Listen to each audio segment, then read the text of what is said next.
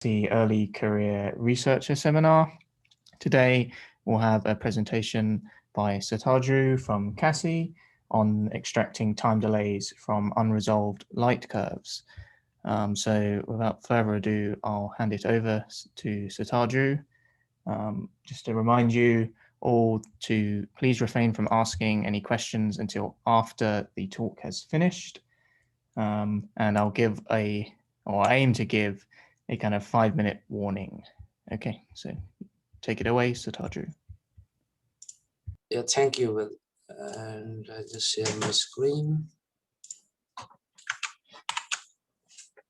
Yeah, so you can see my screen now. So I'm Satadru Bag, and I think I know everybody here. So no wasting time, just introducing myself. But since I started working on this field very recently, I'm new, so I do not try to give a broad overview. So rather, I try to explain some methods we use to, or we are using to measure the time delays from unresolved light curves. And I feel that the talk should be easy to follow and does not require much knowledge about cosmology. So mostly statistical and mathematical skills will be required, or very slight. So yeah, so the title says that the title says that measuring time delays from unresolved light curves. So basically, I will discuss the two types of sources, supernovae and quasars. So the project includes me, Alex, Eric from Berkeley, and Arman from here, and Misha from Kazakhstan. So as shown in this schematic diagram, so light from a source, say in this diagram, this quasar, so traverse different path in different direction around this lensing galaxy, and reaches us here in different directions. And so this forms multiple images. So here the picture shows 4 images. So since the light traveled different paths, so the time delays between the images have cosmological information. So for example, one can study, one can calculate the value of H naught, one can also study the curvature, evolution of dark energy, etc. So the main key paper was by Repsdal, and then people also improved the calculation. So the detailed calculations are here. So so in this talk, we will basically focus on how can we get the time delays. That's it. This is our ballgame. So for example, Holy Cow using the 6th lensed quasars time delay. So they measure H naught quite precisely, and this supported the Rizetol high value of H naught measured by Cepheids and supernovae. So basically, this time delay cosmography gives us independent measurement of H naught, and that can also help us resolve this ongoing H naught tension. And here this supernovae and quasars, so there also physics are different. So we can also think that quasars and lens supernovae can give us H naught from involving independent systematics. So that can be great. So now lensed supernovae and quasars have their own advantages. So in favor of quasars, so they are plentiful. So lensed quasars are, many of them have been already observed, but lensed supernovae are very rare. But in favor of supernovae is that the light curve is very well understood, and the lensing is partially immunized to microlensing. And also for supernovae, one needs to monitor, or one needs to observe the supernova for months rather than for years for the quasars. So much shorter observation is required. But when these lens systems are not spatially resolved, we basically observe a consolidated light curve. So the whole objective of this talk is that can we obtain the time delay from these consolidated light curve? So let us first focus the lens supernovae. So yeah, so I just told that they are very rare. Only 2 have been confirmedly observed yet, and both of them are Nature paper. But the future optical surveys like JTF, LSST, Roman, so they will observe a lot of lens supernovae. And if the time delay is shorter, say less than characteristic supernova's time scale, they may not be spatially, so many of them may not be spatially resolved. So for many of these cases, we'll just observe a concentrated light curve, and if we can get the time delays, it will be great. So it will add to the information by a huge amount. So this is a typical toy example. So these black uh, dotted lines are the images, so the light curves of two images, but in reality we observe these red data points. And again, the goal is that from these red data points, can we find out whether the system is lensed or not? And if we can find, can we get the time delay or even the magnification ratios? So now a little bit of modeling. So a flux of a strong lensed object can be so is basically the sum of the light curves of the images. So here this J stands for a particular filter, say J filter. So this is the observed light curve, and this is the light curves of individual images. Notice that they are basically described by the same function, this curly is the small f, and they are different in terms of the intrinsic magnification and time delays. So in our work, we consider for simplicity only two images, and after a little bit reshuffling, we can recast this equation like this. So basically, this curly f is the light curve of the first image, and this is the light curve of the second image expressed in terms of the light curve of the first image, and this mu is basically the ratio of the magnification, and this delta t is the time delay of the second image with respect to the first image. So basically, there is a degeneracy between the first image and the second image. So what I call first, you may call it second. So we can break that degeneracy by demanding that my delta t will always be positive. So in that sense, my T2 will always be greater than T1. So that means that the image which arrives later in time, I will call that second image. So that breaks the degeneracy. So now the whole thing is that how do we model this flux of the first image? And if we just model it, the second image can be expressed in terms of that, just two more parameters. So here, our main goal is that be as much as model agnostic as possible. So that means we do not assume any particular template of any particular type of supernova. Rather, we know how the supernova light curve behaves. So it is, it is something like this. So there will be one maxima and there will be a flat tail. So for that purpose, we assume a generic log normal template which provides us the generic shape of the supernova light curve, and together with that, we also use some polynomials. So we use the Chebyshev polynomials which are used in the crossing statistics. So basically, how this curly f, this light curve of the first image looks like is that this is the log normal term multiplied by some polynomials. So the polynomials are given by this. So the purpose of this polynomial is that, so it provides the flexibility to fit a particular case. So suppose I am fitting a particular type on a supernova, so for my crossing terms give us that flexibility to fit that particular type of supernova. So here I decluttered and write it again. So the observed flux is this, and we model the flux of the first image as a log normal term into the crossing terms. Now we test this method onto on some ZDF like type 1A systems. So why type 1 system? Because they are quite famous in cosmology, and we understand their light curve extremely well, but it can be done on other types also. So JDF observes the light curves in 3 bands, G, R, and I, and for each band, so this function contains 7 parameters, so 3 into 7. So for each band, so this J stands for J band. So for each band, we have 7 parameters. So in total, 21 parameters here. But the most important parameters are this mu and this delta t. We are basically going after this delta t. There are 2 such parameters, and 1 parameter just to give any offset in time. So there are in total 24 parameters. So up to this, I just want to stress on the fact that the fit is agnostic about the type of supernova. So although in the simulations we use the type 1 supernova, but the feed doesn't know that. So these are typical light curves observed by JTF. So JTF light simulated light curve. So in 3 bands. So you can see that here the time delay was small and we have just one consolidated peak in every 3 band. But here the time delay was high and we can distinctly see 2 peaks. So these right one figures are, so these type of light curves are easy to deal with because we can roughly guess the time delay between these peaks.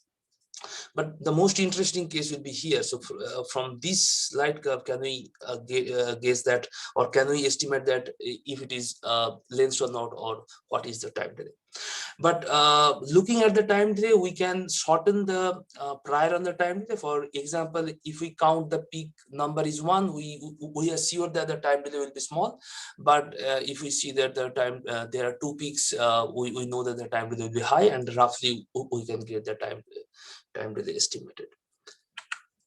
So now we systematically test this method. So we generated a number of supernovae lens supernovae system using the CR template. So the CR template goes into the simulation, not in the feeding.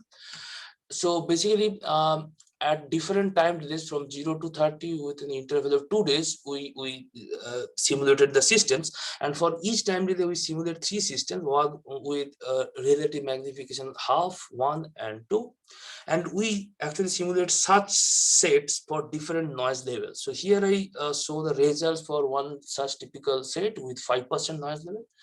5% means the noise is 5% of the peak of the light curve. And here we plot the time delay estimated from the feet versus the true time delay. So ideally they should be on this straight line, y equal to x straight line, and they actually are. After this time delay 10 days, the feed traces the true values very well, and the color bar shows the ratio between the feed estimated magnification ratio by the true one. And so basically we expect somewhere in between the orange curve. So you see that after 10 days time delay, so all the systems, so they not only gives us very good estimation for the time delay, but also the magnification ratio. But there is something funny happening below time delay of 10 days. So the feed does not trace the true value, the dotted, the black dotted line, but it remains stable. So this is quite interesting. Now we plot the same figure for 2 different noise levels. So here it is very small 0.5% noise level and 10% noise level. You can see that first, you can see that the error estimate, so the uncertainty in the measurement actually has shrunk in this low noise level cases, and for the high noise level cases the uncertainties are much higher, but the overall scenario is same. So above 10 days time delay, the feed traces the true values extremely well, but below that, the feed somehow remains stable.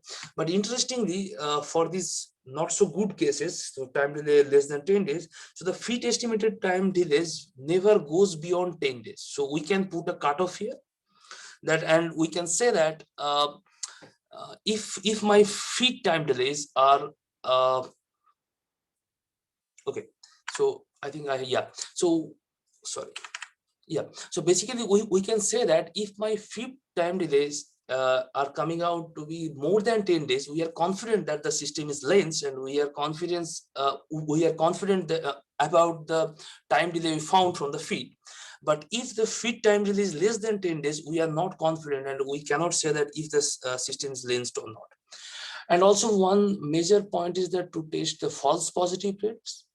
False positive rate means what? If in reality the supernova is not unlensed, but from the feed, if we get that the supernova is lensed, so that is the false positive. So the unlensed supernova are where either the true time delay is 0 or the mu true is 0. And the unlensed solution is the same. Means if we get the time delay or the mu from the feed 0, so that is my unlensed solution. And how do we define the false positive? So if my unlensed solution is beyond 95% confidence level, or the feed time delay estimation falls in this category. So basically, if the feed tells me that the system is lensed as well as the unlensed solution is beyond the 95% confidence level, so that then I will erroneously consider that the system is lensed. So that is the false positive case. And we tested a lot, so around 400 unlensed systems at different noise levels, and found that only 19 reported false positive. So the false positive rate is less than 5%. And this is actually very important for these kind of time delay cosmographs.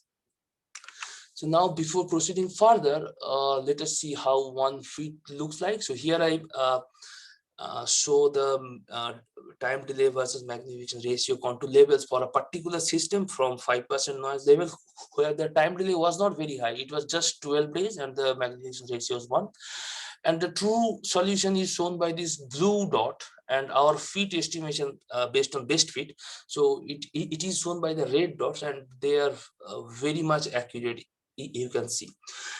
But here we also show the reconstructed light curve of the individual images. So these are my observations, so in different bands, and these dotted and dashed lines are the light curve of the individual images. And we can see that in all these bands, the fit reconstructed light curve matches the true light curve of individual images extremely well. And this is actually non-trivial, because remember, in the feed we do not we did not provide any information about the type 1a supernova or the CR template. We just provided the generic log normal term and multiplied by some flexibility from the Chebyshev polynomial. But the feed actually matches the Hisao template light curve very well. So this is actually quite remarkable. So next we test on some more realistic simulations from Goldstein et al.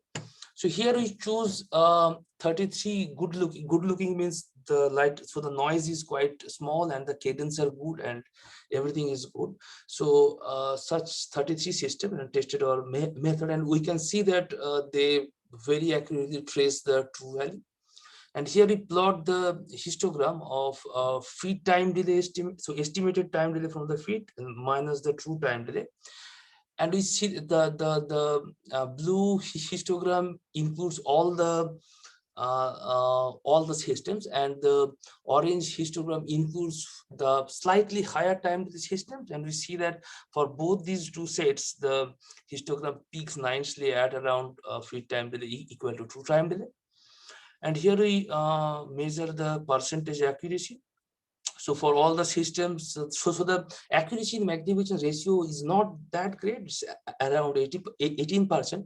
But look at the percentage, so percentage error for the time delay, which is less than 5%. And if we consider only slightly higher time delay systems, more than 15 days, so the percentage error for time delay is around 2.5%. This is very accurate.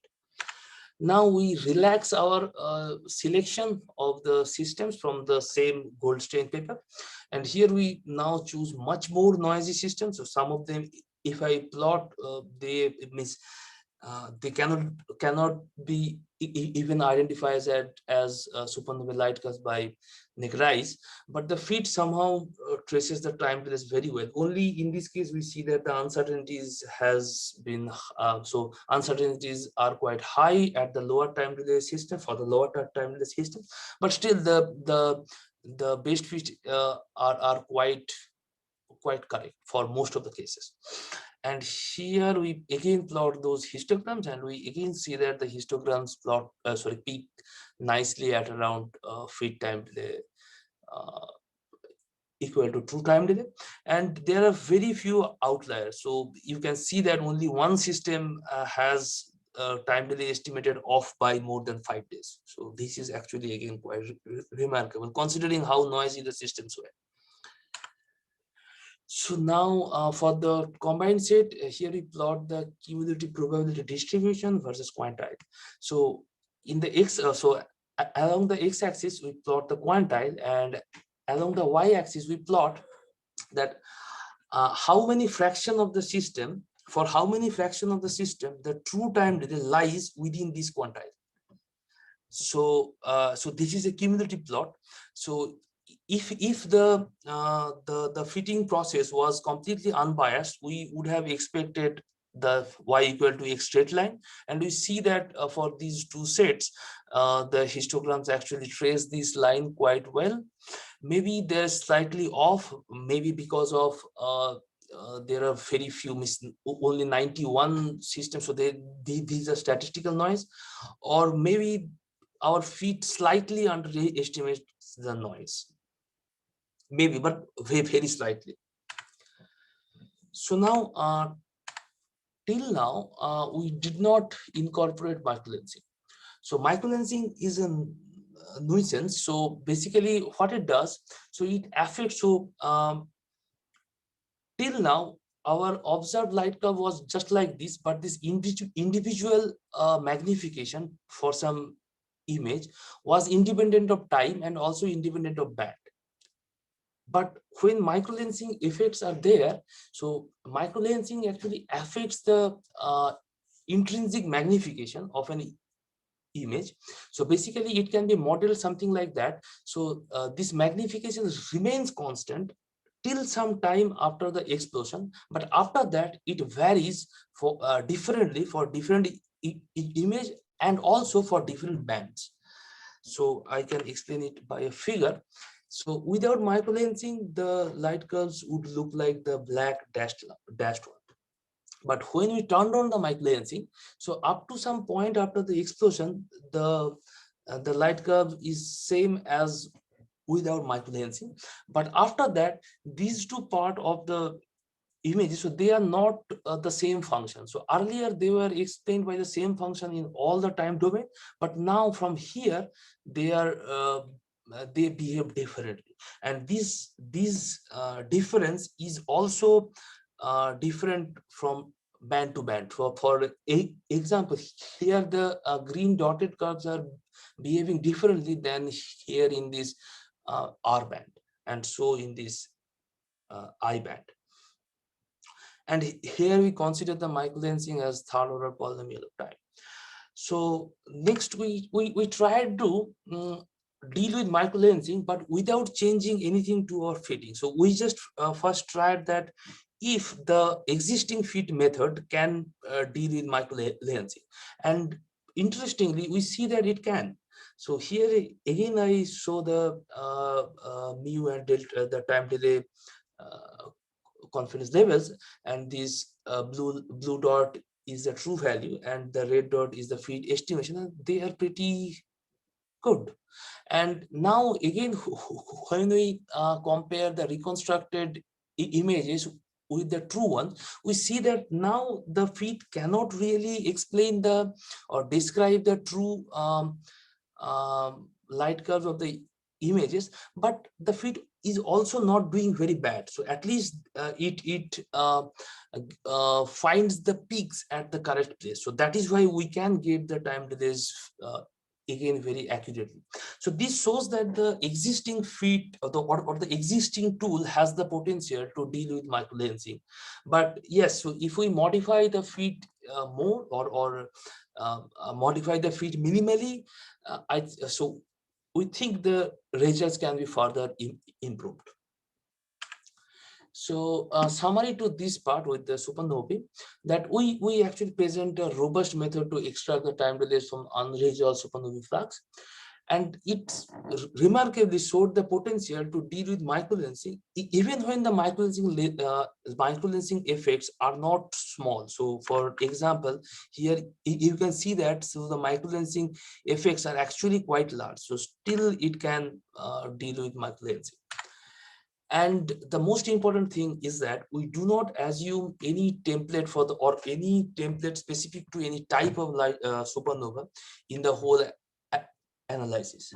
So we just assume a generic shape of the light curve provided by the log normal, and together with the crossing terms, and it performed beautifully. And this is one of the first works, if not the first work in this direction. And this methodology can also be applied to other types of supernovae, and also in extension to some other transients where we know the light curve shape very well by simply changing the log normal template or the prior to the crossing coefficients. So in follow-up, we are trying to improve this corridor of uncertainty, like this 10 days of uncertainty. So below time delay 10 days, the fit is not very sensitive. We are trying to understand why. And if we can improve that, if we can push this 10 days to a lower value.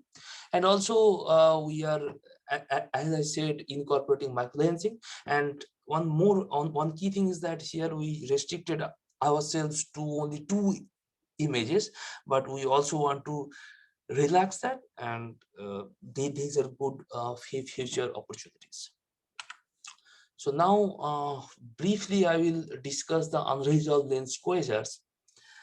So now the quasar light curves look like this.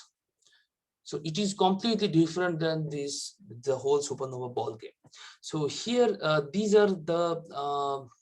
two are the light curve of the 2 underlying images, and the total light curve again follows the same logic, that the light curve of the first image multiplied by some magnificent ratio and shifted by some time delay. But the main difference is that these intrinsic light curve are highly unpredictable. So we know very little about their time variability, and that changes the whole ball. So in literature recently, there are a couple of papers. So this Springer and Ofek, so they tried to solve this problem, but assuming up the power spectrum of the intrinsic light curve of quasar to follow a power or a red noise kind of model. And this is a highly model dependent approach. But more interesting is the Su et al., who relied on the autocorrelation function, which is basically autocorrelating the flux with itself with some time lag. And the logic is that, so here, suppose these two are my underlying images. So the logic is that in the combined light curve, we can observe the same peak at 2 places coming from these 2 time delayed images. And if we autocorrelated the flux with itself with the time lag, and when the time lag is same as the true time delay, one can expect some excess power in the autocorrelation function.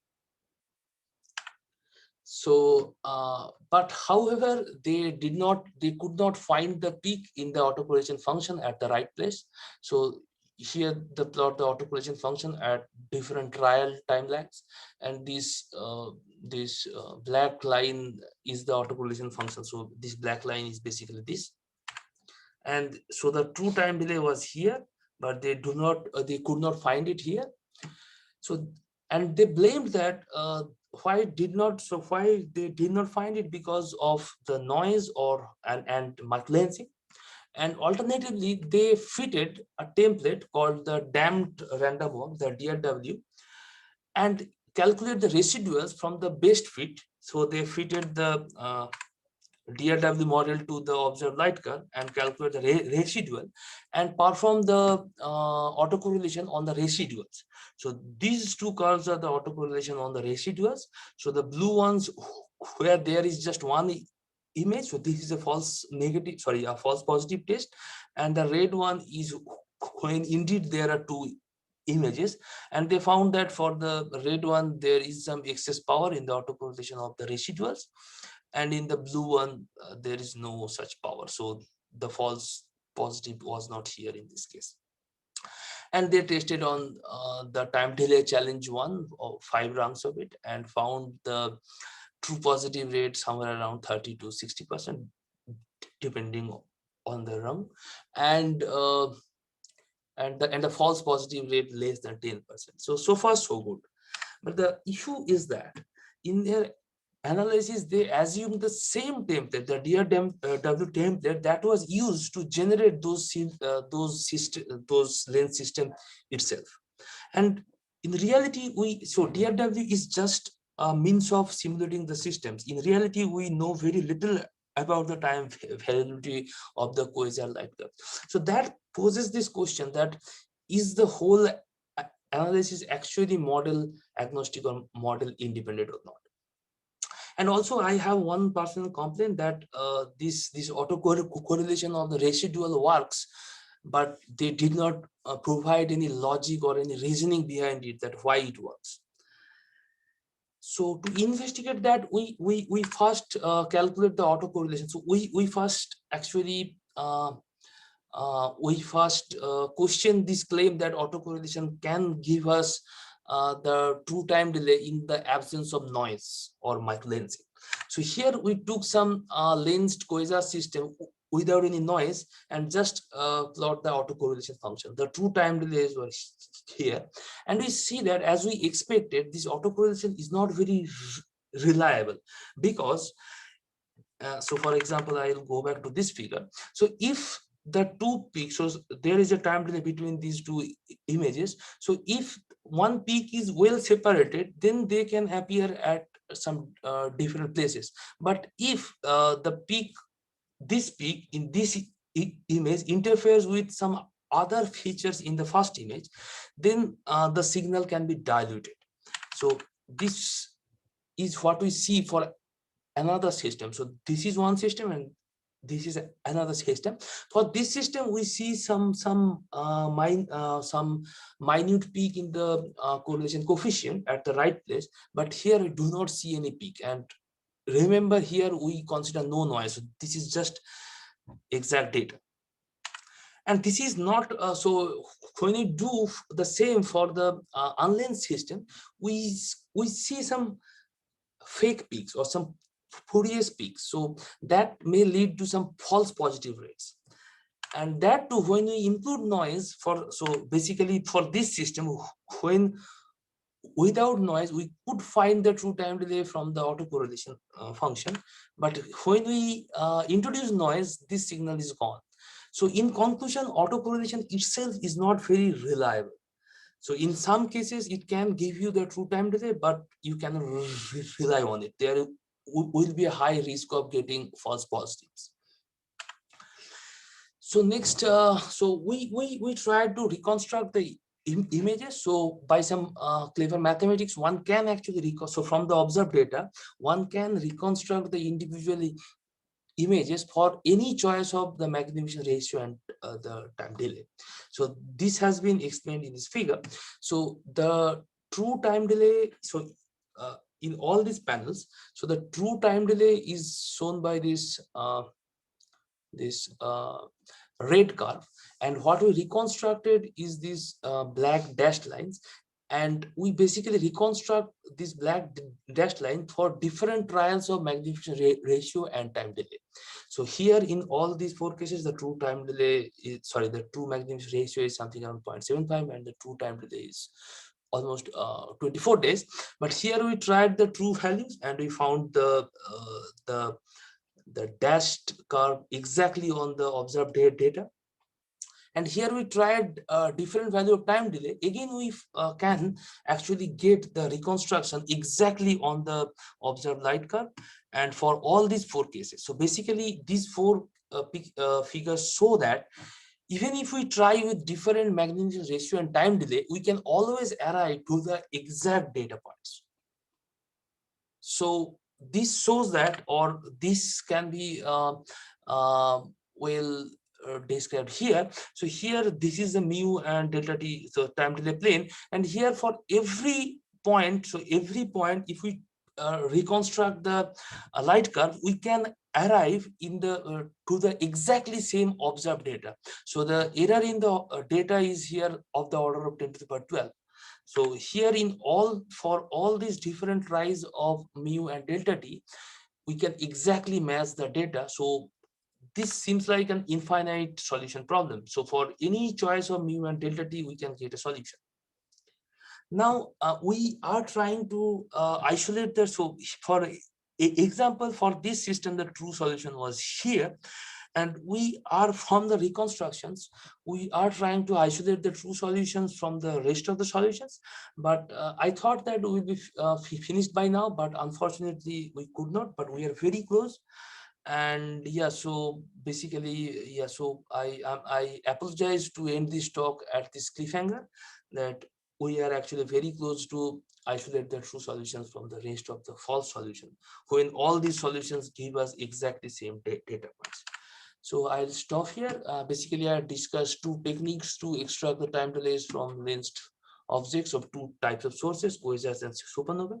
The key importance is that in both the approaches, we are as so we are as model independent as possible, and these analysis can help us build some model independent statistical tools that can be used on the future data for, say, from JTF, LSST, or yeah.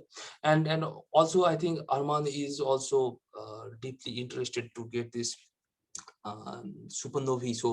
So he's interested to get the catalog of lensed galaxies from DAISY and observe for lensed supernova in those galaxies. So yeah, so the future looks bright.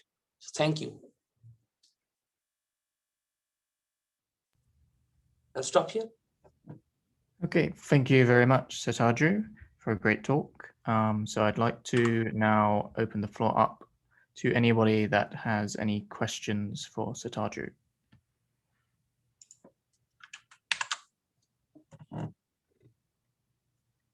I see Nikki has a question. If you want to ask that. Yeah, thanks. This is really great work. I have a few questions actually. So first I was wondering, how do you model the light curves? Like you said you had a sample of 1A, right? Simulated light curve. Yeah, so I'll just go to the up. Yeah. So yeah, in the fitting, so we use this log normal function and multiplied by some polynomials. So these polynomials give us the flexibility around this log normal template. And in the simulation, we use the CR template to simulate the systems, but the feed does not know that we use the CR template or we are dealing with type 1 is supernovae. So the feed just have this log normal multiplied by some polynomials. Okay, but yeah, you're doing the fit with these polynomials, but the light curves, are you using like a salt model for the 1A light curves, or? Yeah, so this is, I think, CR template. I think I have to check the code. I think JDF like CR template. So is that fine? Yeah, so it is not Yeah, salt or anything else.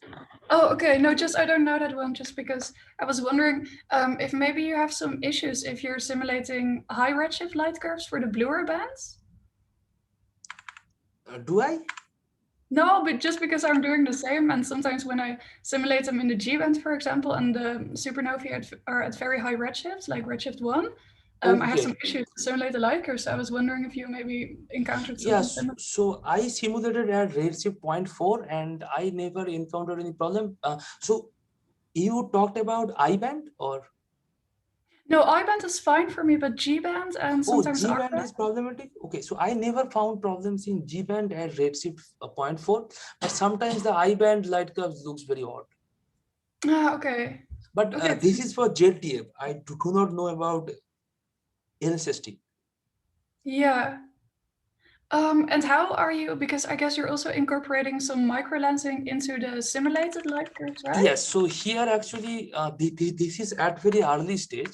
So here we introduce microlensing in the simulation, but the fit is unchanged. So the fit does not care about the microlensing. So this result, so the fit does not have any microlensing information, but we will improve it. So we will minimally add some microlensing polynomials into the fits as well and see if that can further improve the results, but the results are already good. So and how are you adding the microlensing in the light curves? Do you like compute microlensing maps, or do you have some this is this is also at very early stage. So basically we are using the polynomial here. So basically up to some time, say 21 days after the explosion, so there is no microlensing effect, and after that the microlensing starts to modify the individual image magnifications, and so by this function, and we assume this function by a third-degree polynomial. So actually here I'll be very honest. So we just started, and we are also learning how to incorporate microlensing properly, but this is just one trial. Okay, nice. Yeah, I think it can be very complicated if you model it exactly. Okay, that's cool. Oh, sorry? Sorry, I mean, there's one point actually here. The whole idea here, I mean, independent of how microlensing can be incorporated, the point is that we have some information which are correlated between different bands, and then we have some information which are uncorrelated between bands. So in that sense, the way we are simulating things is trying to break that correlation and to see if statistically the approach can work or not. But I'm pretty confident that if it works for such simulations, we would not have much trouble with the real cases, which for that stage, we are going to ask some colleagues to send us some blind data, which basically we don't know what is going on, or how they have simulated their microlensing, to just test that if the approach works or not. Oh yeah, that's a good test. Yeah, and finally, I was just wondering, because it's really nice that your approach is model independent, but I was just wondering, have you also tried to fit like two 1A templates, for example, to two separate light curves? I guess you can have the same template with a different magnification and different time delays.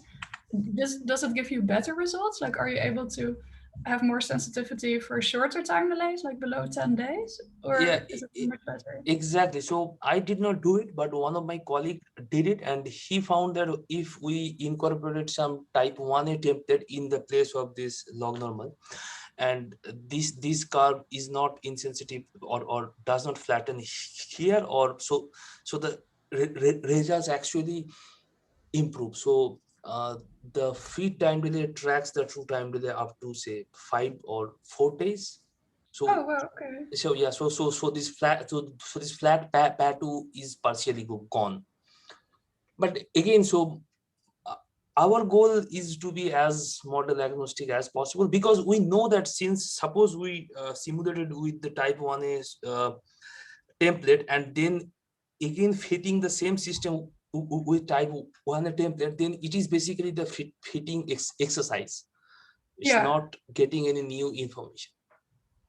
Yeah, true. And this is nice that you can maybe also fit with different types of supernovae. So yes. So that is one of the, so. Yeah, okay. That was it for me. But thanks again. It was really great work. Yeah, thank you. Okay, thank you very much. Has anybody else got any questions for Satadru? Oh, I see Hyun-sung, you've raised your hand. Would you like to ask your question? No, I was clapping. Sorry about that.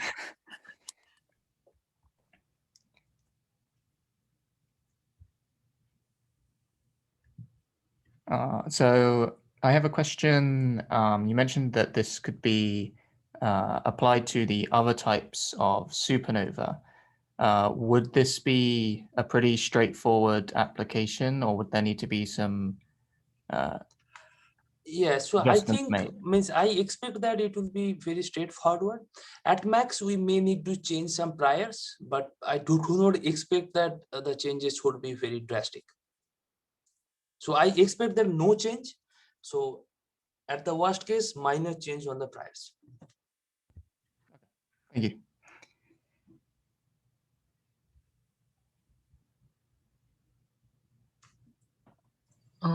Also, I have a question. Can you go to the last slides?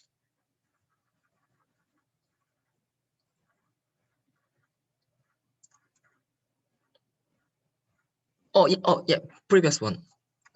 Yeah, this one. So in this image, it is it means the combination of the mu and delta t, and it means that the yellow line, it means the huge error. No, actually, if you look at the so the figure actually is quite misleading.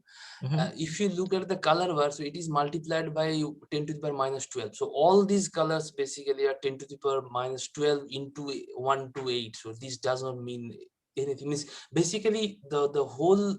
So for any choice of mu and delta t on this plane gives me the reconstructed light curve same as the data up to this 10 to the power minus 12 order. So they are basically same, right? This is like numerical fluctuations, not numerical fluctuations. So that would be 10 to the power minus 15, 16. But there are some other caveats we can discuss about that. But 10 to the power minus 12 is already pretty low. And that the red point, it is the best Truth. model? No, this is the truth. So we tried to hunt this, but we found that the whole plane actually represent the same. Okay, got it. Thank you for your answer.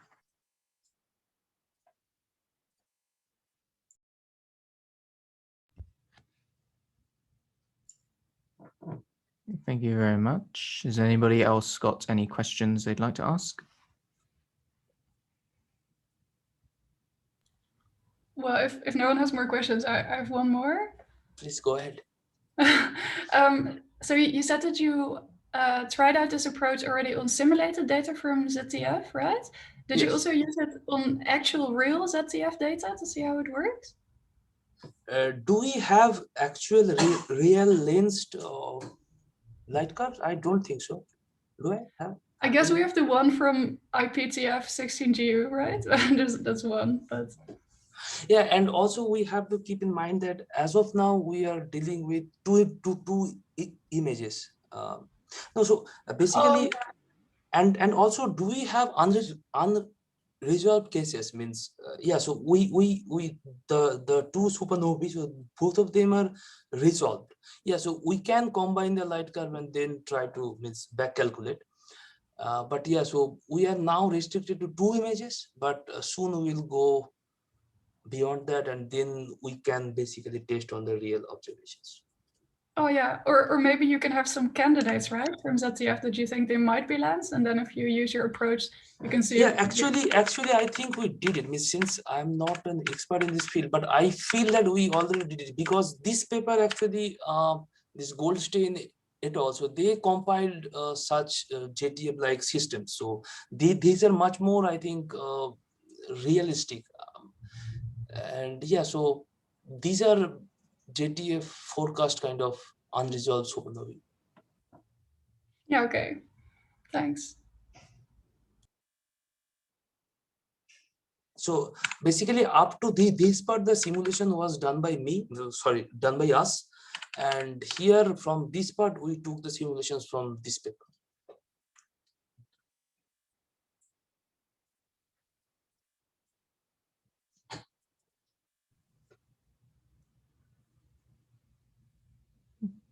Okay, so I'll ask one final time if anybody has any questions they'd like to ask. If not, I'd like to thank Satadru again for a really good presentation, and I look forward to seeing everybody in 2 weeks' time for the next seminar. Thank you very much, everyone. Thank you. Thank you.